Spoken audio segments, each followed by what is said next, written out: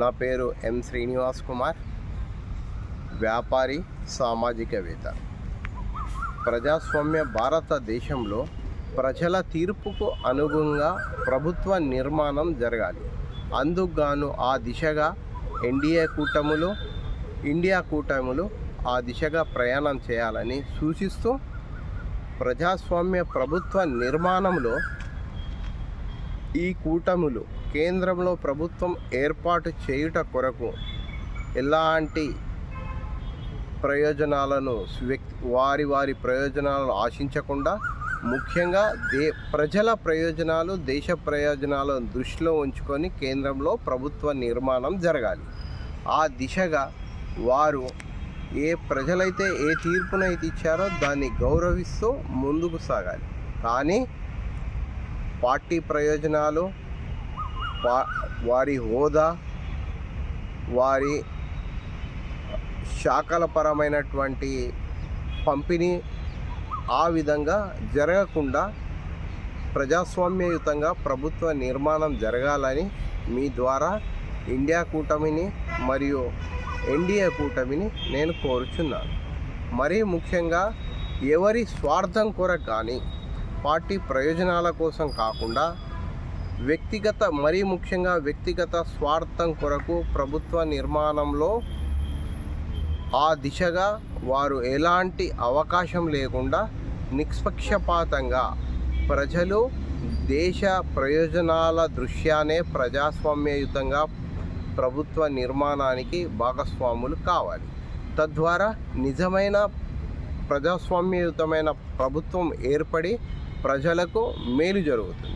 కానీ ఎలాంటి వ్యక్తిగత ప్రయోజనాలకు అవకాశం లేకుండా ప్రభుత్వ నిర్మాణం జరగాలి. అప్పుడే సమాజంలో ప్రజాస్వామ్యానికి విలువ కలిగి ఉంటుంది. ప్రజల తీర్పును గౌరవించినట్టుగా అవుతుంది.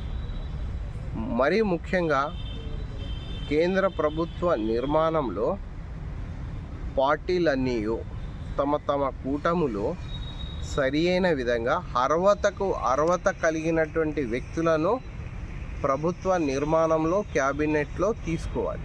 కానీ తమ ప్రభుత్వ నిర్మాణం ఏర్పాటు చేయడం కొరకు తమ మద్దతుదారులైన వ్యక్తులకు శాఖల పంపిణీ లేదా కీలకమైన పదవుల్లో వాళ్ళకి అవకాశం కల్పించినప్పుడు అతని వ్యక్తిగత అర్హతలను పరిగణనకు తీసుకున్న తర్వాతనే ఇవ్వాలి. కానీ పార్టీకి మేలు చేశాడు, ప్రభుత్వ నిర్మాణానికి మేలు చేశారనే ఉద్దేశంతో అతనికి ఎలాంటి పదవులు ఇవ్వరాదు.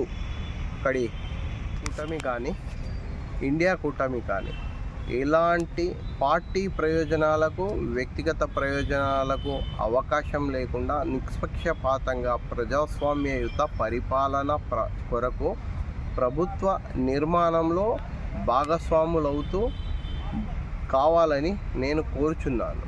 అంతేకాకుండా మరీ ముఖ్యంగా ప్రజాస్వామ్యబద్ధంగా ఎన్నికైన వారి అర్హతకు తగ్గట్టుగా వారికి శాఖలు, అధికారాలు, హోదాను కల్పించాలి. అప్పుడే నిజమైన ప్రజాస్వామ్య ప్రభుత్వం ఏర్పడి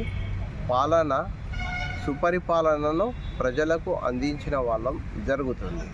నేను గత తెలంగాణలో అసెంబ్లీ ఎన్నికలు, మరి మొన్న జరిగినటువంటి పార్లమెంట్ ఎన్నికల్లో నిష్పక్షపాతంగా ఎలాంటి ఒత్తిళ్లకు తలగకుండా నిష్పక్షపాతంగా తమ ఓటు హక్కును వినియోగించుకోవాలని, ఓటు తమ హక్కు, తమ బాధ్యత అని తెలుపుతూ విస్తృతంగా దేశవ్యాప్త పర్యటనలు చేయడం జరిగింది.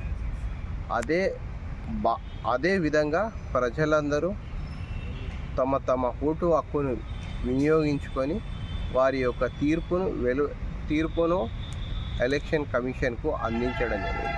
ఆ తీర్పుకు అనుగుణంగా కేంద్రంలో ప్రభుత్వం ఏర్పడి ప్రజలకు సుపరిపాలన అందించుకుంటూ ఆ దిశగా కేంద్రంలో ప్రభుత్వ ఏర్పాట్లు కూటములు నిష్పక్షపాతంగా పనిచేయాలని మీ ద్వారా ఈ 2 కూటములను కోరుచున్నాను. Thank you, one and all.